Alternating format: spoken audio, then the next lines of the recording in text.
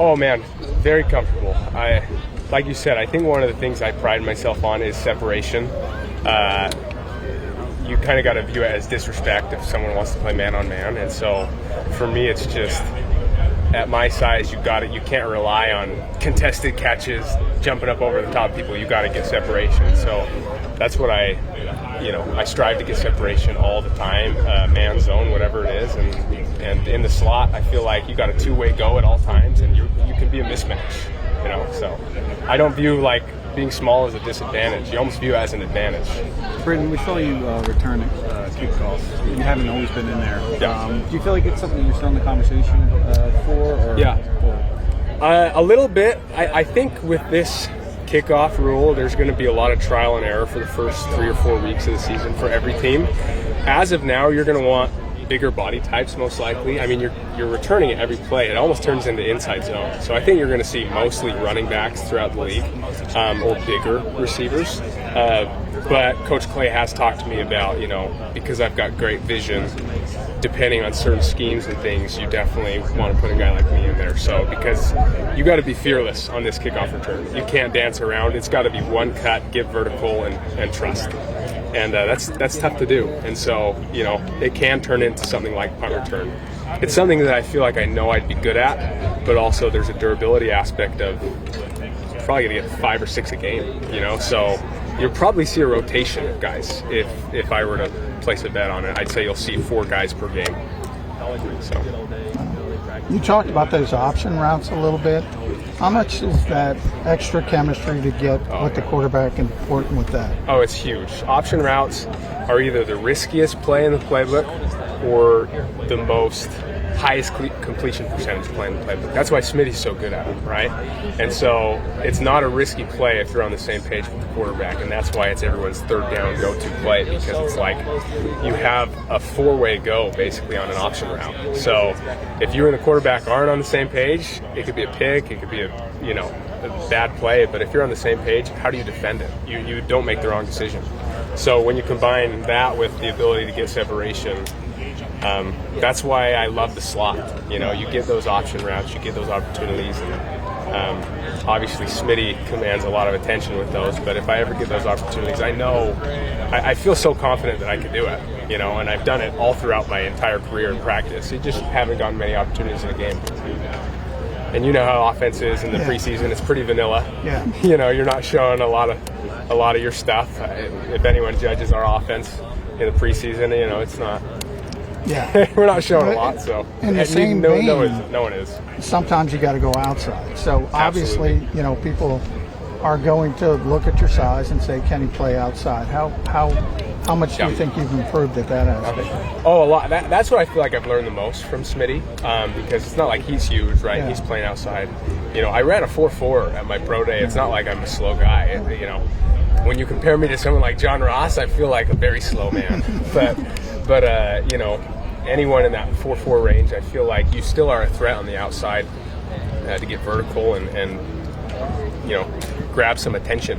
And so that's what I feel like I've improved the most over my first 2 years. It's just being able to do all things, the whole route tree, playing inside, outside. You mentioned separation. Aside from route running, is there anything you specifically hone in on to refine that area? Yeah. To me, it's about you take your skills of running with the ball. I think running with the ball is more of a God-given skill. You see a 6-year-old and you're like, he's got it. You know what I mean? Route running can be learned, and so you take kind of that God-given ability to run with the ball, and you start to utilize it in route running. Okay, angles, leverage. It's all about leverage, all about angles. Where does this guy not want to get beat, right? He's playing me inside shade. He's got a safety. He does not want to get beat inside. That's why he's playing there. So you threaten that, create more space. So it's just about understanding leverage, angles, and where this guy does not want to get beat. Yeah. And then you add quickness and talent. And that's what makes you good, but understanding that initially. So how much is working with, you mentioned Vontae a couple times. AJ, obviously, different type of receiver, but just the way they go about it, just the work ethic, being a professional. Yeah. I mean, with guys like that, with AJ, you could tell the DB he's running a slant, and I promise you he'll still catch it. That's how good he is. That's how much he works at that. And that's kind of the level you have to get to, because once you get to this league, you're not going to absolutely freak someone like you do in college and have 4 yards of separation. These guys' catch-up speed is incredible, so you have to be so detailed. I've really enjoyed talking with DBs throughout my career. You know, my rookie year, I talked a lot with Avante, and just like, what is the worst thing, or the thing you hate in a slot receiver? You know, and picking their brains. And like I said, I feel extremely confident that I can do this. You know, I do it every day of practice and have.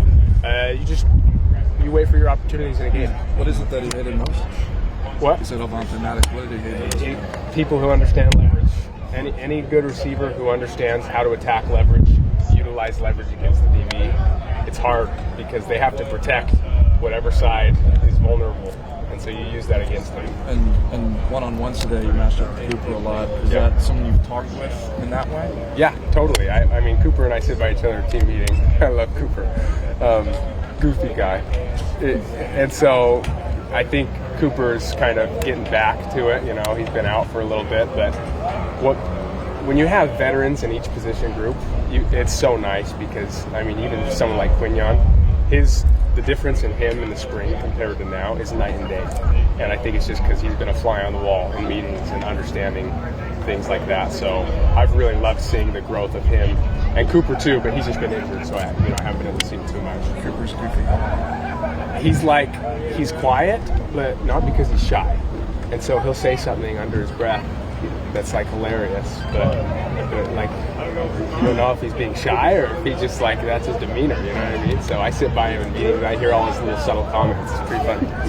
How impressive have you been with Quignon, the fact that obviously he's mainly an outside corner in college, he comes in and that's difficult to do that early. Well, you have to be able to do that. Quignon has the perfect DB mentality. He can get beat by AJ one play or 3 plays in a row, the next play lock him up, and he will talk so much trash to him. Mm-hmm. And I think you kind of need that as a DB because, you know, you're not going to win every single rep. And so his improvement, I would say, among all the guys has been the most drastic from the spring. I really admire kind of how seriously he's taken that role, and you just know what his trajectory will be. I'm sure there will be growing pains, as there always are with rookies, you know, but you know when you trust a guy's trajectory, that's when it's exciting. We don't even talk about your punt returning now because you're so good at it. We talk about kick returns, you're in the slot. Is there something you've been working to improve on in that aspect of it? Punt return? Yeah. Oh, absolutely. Yeah. I mean, Andrew, you know this. I talk with you. I try and watch every rep across the league from every single punt. So fair catch is everything, and I put myself in their shoes and I say, what would I have done here? What did they do wrong? What did they do right? And just when you get to a point where you can have reps without having physical reps, I think that's when you get good. So I feel like I get 250 reps a week just by putting myself in that person's shoes and understanding. And like I've told you guys before, punt return in the NFL isn't always flashy. I think people want it to be, but if you're averaging 10 yards a return, you're going to be in the top third in the league. And understanding when to pick and choose your times to take risks as a punt returner is key. And, you know, I pride myself on ball security. My brother sent me a stat the other day. I think I'm the only one with a certain number of returns without a turnover. And so I think priding yourself on ball security and picking and choosing your times to take risks is adamant. And I've been close. I'm just so ticked off still that I haven't gotten a touchdown yet. So we gotta get one this year, you know. We'll take 2 more for Brenton. You posted that note before the note as you received before you went out and it came out here. How important was that, do you think, help you in your trajectory and your career and staying around? And I'll tell you, anybody who has a significant someone in their life that will be there for you when you fail, not if you fail, right? When you fail, it gives you that freedom to take risks. And so my wife, for those that didn't see, she wrote a note for me, just hit it in my backpack as I was coming out here as an undrafted free agent. Odds stacked against me, you know, didn't even get a combine invite, you know, felt that it was unfair. A lot of things not pointing my way, but she was so supportive and always has been. And that kind of gave me that freedom to just say, all right, I'm going for this. I'm taking a risk. And when I fail, you know, you have that to fall back on. It is the most important thing that I can imagine. And, you know, if I have a bad game and everyone hates me, I know she doesn't. So it's just nice, and I think I would advocate for everybody to be that person for someone. Give people the freedom to take a risk and say you're going to be there with them and for them, regardless of the outcome, and that's unconditional love. So shout out to my wife; she's the best. Last one. Your text from your brother, is he like, is he your analyst kind of behind the scene? Or I mean, a little bit, yeah. I mean, my older brothers are my idols. I learned so much from them. Part of the reason I played quarterback in high school and I switched to receiver, but it wasn't hard because I was always catching from in the backyard. They were quarterbacks, so I felt like, those guys are my idols, and so they'll even watch film the weeks before, and they'll send me and be like, "Hey, the Buccaneers, Gunners do this," just so it's great to have brothers that invested. But once again, falling back to it, they're that invested, and yet if I don't play well, they are still my biggest supporters. Just great. Not everybody has a family like that, and so I feel very lucky and fortunate. Thanks, Brett. They've been practicing well. Guys, they're getting comfortable with communicating well, understanding what's being asked of them. So been pleased with that so far. You look at Milton Williams in terms of that as well too. How is he fit right now? What do you see in terms of his usage this season? I mean, he's going to play a lot of snaps for us. We trust him. He's a starter, and how we see him, and obviously heavy in the rotation with other packages. So he's been playing really well, improving as a pass rusher, which I'm excited about that part for him, to continue making strides in that area. And he's a guy that we count on for his leadership. He's been great with his consistency with his work and attention to details every day. Vic and Howie have both talked about the expectation for Jalen Carter and Jordan Davis to play more snaps this season. How do you feel like they were prepared for that load? Every day we're still working in that direction. They're doing well. I see that obviously coming for them, and we need that out of them. But I also have a lot of confidence in our rotation with our depth too to take advantage of. So we will get everything out of them that we need to get. They're headed in the right direction. And what's one of the biggest improvements you've seen, maybe from watching the film last year compared to what you've seen in person now? With Jalen and Jordan specifically, what looks different? Their conditioning. Their conditioning is better, and obviously like their pre-snap communication. We're just recognizing formations and where the football's going in the run game, identifying protections, where the slide of the center's going, and stuff like that. Like their football IQ has definitely picked up and gotten a lot better. And they've been smart guys, but now it's forcing those guys to do that and have to communicate with other guys because it helps everybody play faster and better. Is that something in your experience that just comes with? In your experience, is that something that just comes with reps and comes with reps and older and reps and time?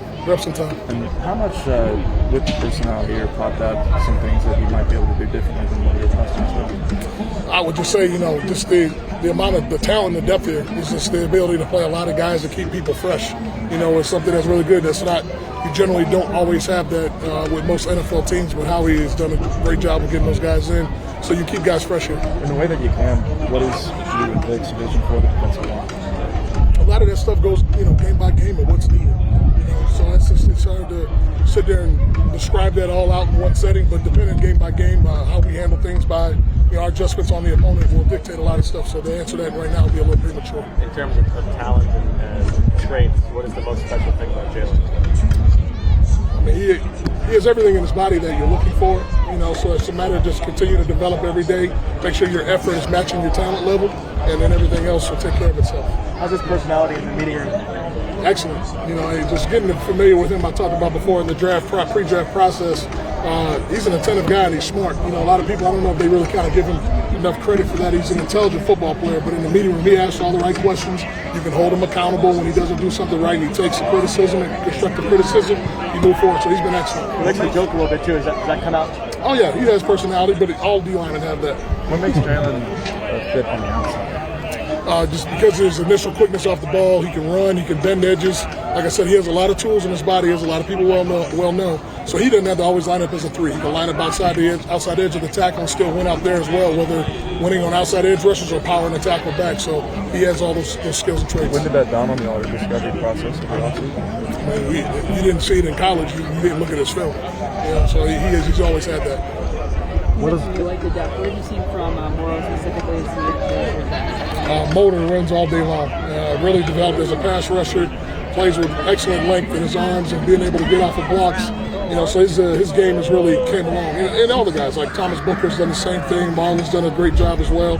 So just to see him, but specifically about but it's specifically about a jumbo. He's done a really nice job running that pass and see his development from year 1 into year 2, which is when you should make your biggest jump.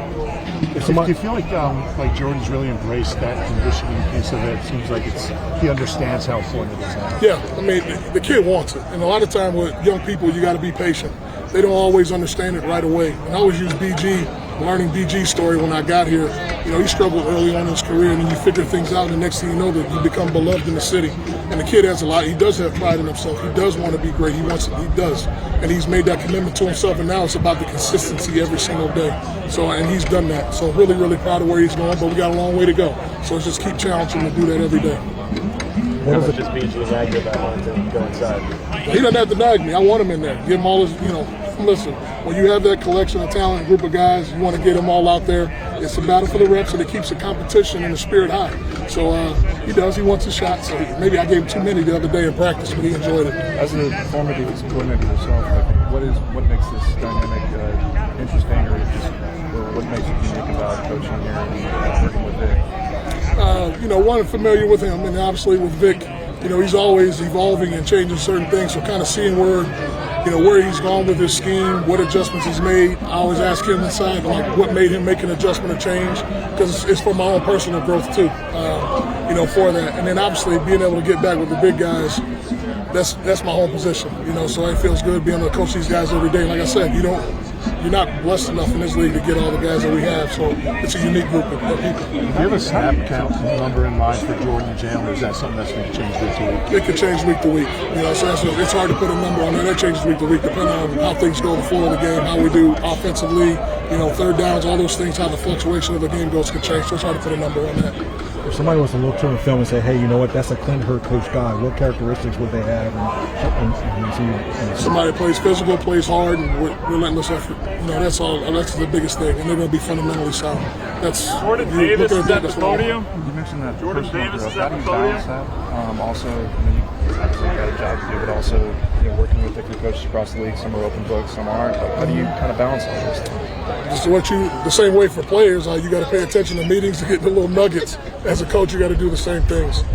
So you listen to certain aspects, and I always write down things that maybe I want to revisit with Vic later on. And one thing about it, when you're coaching, we're up here 19 hours a day. So I got plenty of time to ask those questions, whether it's in season or out of season. So it works out. Most of the players describe Vic as old school. Yeah. What does old school mean, from what you see? What's the most old school thing about that? What I would say is this. Old school is there's a lot more non-negotiable. Today, with a lot of these situations with the younger players or younger coaches, a lot of negotiating with players to get them to do what you want to do. I'm cut from the same cloth. And I talked to the guys about that. When I was in high school, you had to ask for permission to go get water. You just didn't go walk up and go get water freely when you felt like it. So, I just think this little things like that is part of it. Just being clear cut and to the point of what you're looking for and being demanding, and that's it. Very valuable. I said it before, best two in the league. So I think preparing for them and day in and day out watching film on them is going to definitely prepare all us in the room for the entire season. How do you feel like you've done in the competition? I've just been having fun. I'm just grateful to be back. I'm just accepting my role right now, whatever it is, and really just taking it day by day. How long did it take you you kind of felt football comfortable? I was comfortable all year. I was comfortable the whole year off. I never shied away from it, so I'll be ready for this moment. What are you seeing from Quinion, when he's playing on the outside and everything? He's a dog, man. He's a dog outside, he's a dog inside that nickel spot. So, wherever he's at, he's going to make plays, and, that's why he's here. Has it surprised you how he's taken to playing on the inside? Yeah, he's the kind of rookie who shocked me because, I look back at my rookie year and the questions he's asked, it's questions I never thought I'd ask when I was a rookie. So, he's a lot advanced than most rookies would be right now. What can you give an example of some of the stuff he's asking about? He's asking questions about, games ahead, games and, what do you ever played against Green Bay before? Little questions like that, he's definitely appreciative of the game right now and just trying to understand, the whole entirety of the NFL right now. Devontae was saying the other day how much the competition, you guys, has kind of lifted everybody's game. Do you feel that? Definitely. I know I feel it, on my point of view. So I think it's just a moment where you got to just continue to stay in your notebooks and continue to come out here and try to make as many plays as you can and just take it day by day and keep building. How do you get adjusted to the new kickoff rule? How are you adjusting to it? Was it like seeing it from different angles? It's different for sure. Everything happens a lot faster now, but I think it's just it's gonna come down to really just doing it full speed and doing it in game. So that's when I finally realized it, how it is. Now for training camp, your position seems outside corner. I could really play anything. It's just I think I did enough, in my career outside. I think that's where I'm more comfortable at. So I think that's probably, where they want to see me. What's the relationship with you and Caleb, since you guys both get a lot of reps on the outside? I mean, Keely? Yeah. That's my dog. He FaceTimed me yesterday. I missed his call. I was kind of sick. But, yeah, that's my guy, man. We don't let none of this get to us, man. At the end of the day, we all got one job, and we got to start first by making the team. That's the main thing right now. It's not about who's starting. Because at the end of the day, we all make plays. We're all ballers. So it's never nothing bad in the room. We all brothers, man. Where does that come from? That's unusual sometimes. Yeah. I don't know. I just think it's just how we was raised. I don't know how he was raised. I know I was raised, regardless of anything, it's respect at the end of the day. And I was in a corner room in Indy where it was the exact same way, so I brought the same energy here. We just good brothers. Were you wearing 31 the other day? Was that just? Nah, I had 34 on. My jersey was a little rolled up. So right. I seen the film and I was like, it kind of looked like 31, yeah. but I'm 34, not 31. No, I know you're 30. I thought it was a hat tip to. You got hurt. Yeah, I was shocked when I seen it too. I thought they changed my number. I didn't. Yeah. 34. Isaiah, do you and Keely still hold each other accountable in terms of coming up with interceptions, things like that? I know something you mentioned before. Yeah, that's a lot of plays. He's been making a lot of plays in preseason, man. Props to him. But a lot of plays I've been telling him, man, pick that. You got to pick that. A lot of guys can go out there and knock the ball down, but we get paid by making interceptions. So, I'm on him. He's on me. Like, come on, Isaiah, you faster than that. So we just always keep each other up. We've heard that Vic can be pretty blunt in meetings and stuff like that. When you're in a competition, I guess, what's that like? Coach that is going to tell you really how you're doing, whether it's good or bad. He's on everybody, whether you're at the bottom of the barrel or the top. It doesn't matter who you are in the room. He's going to tell you if you did something wrong. He's not making anyone better than anybody else in the room. So he's just holding everybody accountable for their mistakes and everybody just get better with his critique. Do you ever have moments when you're out here and you just kind of think a year ago where you were and just, I don't know, does it ever just strike you that way? Yeah, I definitely do. I had a moment, I weighed in at 180, and last year I looked on my app, I was 166 when I was suspended last year, so just knowing I gained all that weight and it's all muscle weight and didn't gain any really body fat, so I think it's just a lot of difference in my body that I feel, date from last year to now. What do you attribute the drop to? You think it was just not playing, or was it, I think it's all mental. I think mental health definitely matters, and I think looking back at it now is one moment where I'm like, I was not mentally where I wanted to be last year, and I'm blessed to be here, so I'm happy now and everything's been going good. Where do you usually like to play? 180. I feel good. So right now. How'd you work through those down moments that you had? I just kept my faith, man. I just kept going. My family kept me uplifted. People around me back home, and I just continued to pray and continue to just keep my faith in God and just kept going. I'm starting to realize there's a lot more communication now, but like I said, he's doing a great job. Obviously, seeing the plays from a different depth is different. Like I said, him and Avante, they're all doing a great job. Even having CD back, we're doing a really good job communicating. That's kind of where our defense is at. Like the back end is we really got to communicate and be good together. So. Speaking of CD and seeing the Covey, you guys have been hitting the little fuddy going a couple times with receivers. Has that been an emphasis to try to simulate the finish or try to send a message? It's not even a sentiment. We want to compete, and that's what Sirianni's been preaching ever since he got here, ever since I've been here. It's all about competing. That's how we're going to make each other better. We're fortunate enough to go against one of the best offenses in the league. I'm just saying, you don't get to do that every day, often. So we're having fun with it, and yeah, competing is what we talk about all the time. I hope this isn't cliche, but is there like a chip on your shoulder after the way last year? Yeah, last year, everybody knows. We've talked about it plenty of times. We put it in the past, and this is a new year, and we all have a different mindset. And it started as soon as the season ended last year. You can see it in OTAs. I remember coming in and I looked at BG. I'm like, I don't know what it is, but everybody's mentality is completely different. Even upstairs and downstairs, everybody's like ready to roll. It was OTA. So, and now we're here. We're ready to roll here in a couple weeks and get going. CJ seems to talk a lot on the sidelines and everything after he makes a play. What's that like for you guys? Does it kind of lift you guys up? Yeah, absolutely. Obviously, we saw that a lot in 22, and it brings that kind of swag to the defense. Hearing him go at it, and then I never really say a whole lot, but I'm like, man, I need to start saying some stuff. Somebody you're talking. Yeah, but I know I've told him before in the locker room. I said, hey, you be the vocal guy, and I got your back with everything. So I love seeing that. He's a competitor, and everybody knows that, and we feed off that. So yeah, is that something you think was kind of missing a little bit last year? Yeah, a little bit. I feel like we just like I said, last year's I don't want to get too much involved in that, but you know, it's a new season. We got guys in here that are ready to roll. So, what has impressed you most about Isaiah Rodgers as he's come in after a year off? No, he's very athletic, very fast. You know, I didn't really know much about him, and you know, especially taking a year off, you don't know how a guy would be.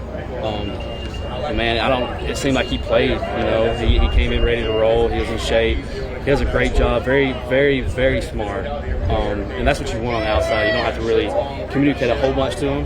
He's actually calling out formations and stuff, and kind of letting me know little tips. But yeah, I like having him back there. You're going to pick one guy on the team that's a big season. One guy on the team. I'd say Covey. Why's that? He has came to work every day. He's came to work with a chip on his shoulder, and it shows here in practice, even in games. Man, he's getting everybody lined up. He's making plays. He's making plays that a really good linebacker should make. A great linebacker should make. And you know, it's really good to see because I knew we had it, and now just seeing it, it's like okay, now it answers a lot of questions. You know, so I'm very excited for him.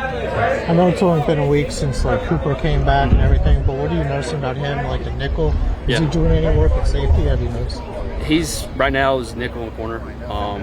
He's very smart. I mean, we got a pretty smart room. I like the dude a lot. I feel like he's going to be all over the field for us. I'm excited to see him if he gets to go this week. I'm going to be there to cheer him on. So. How has Sidney been handling it behind the scenes, trying to work with that? I feel like he's doing a great job. He's getting a lot of mental reps. You see him, we'll be watching film, you see him like in a little box going through his motions and stuff. But you know, he's always engaged in the meetings. He's always there to answer questions. Even there if he has any questions, you know, it's like he's prepared to go to practice or for a game. That's what you want to see when a guy's been injured like that and coming back from an injury. But he's doing a great job. He's putting in the work. Like y'all don't really see a whole lot, but he's here early. He's doing stuff on his own. He'll be ready as soon as his number's called. That's for sure.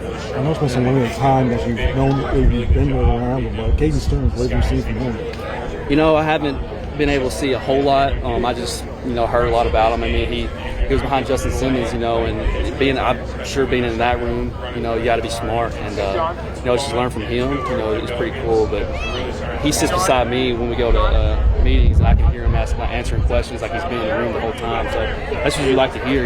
We bring in guys that already know what's going on. So if somebody goes down, hopefully not, somebody can step up and just keep the ball rolling. I know it's two different positions, but with Cooper, is that somebody who got the chance to spend much time? Oh yeah, no, we're all together. He was one of the guys at first. He was quiet. I was like, I'm gonna start joking around with him and stuff.